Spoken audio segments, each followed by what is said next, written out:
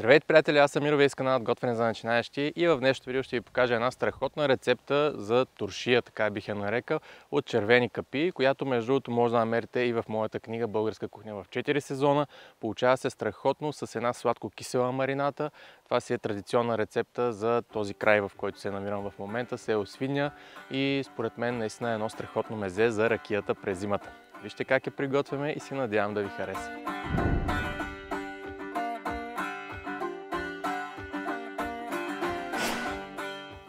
Приготвянето на туршията, разбира се, започва с много добро измиване на чушките, след което премахваме семките и дръжките.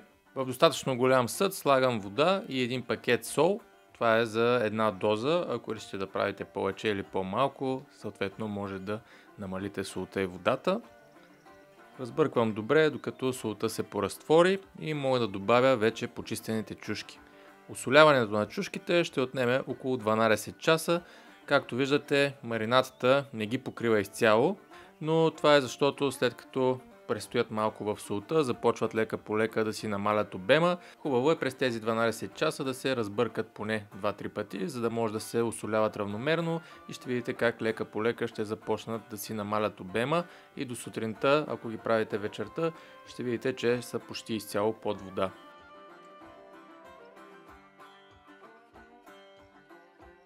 Ето тук вече виждате чушките на следващата сутрин, виждате как са се посвили.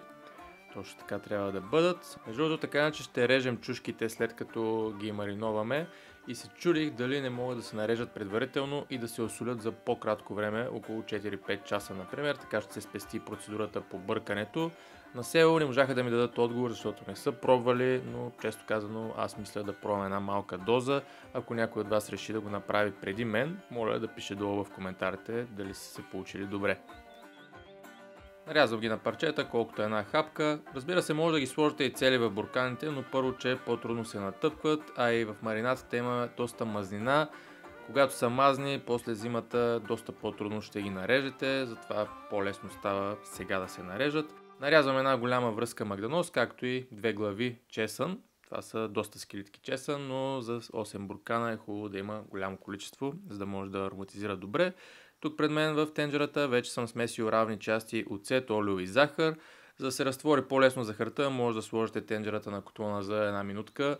Няма нужда маринатата да завира или да се нагрява прекалено много, просто колкото да се разтвори наистина захарта и да стане хомогенно.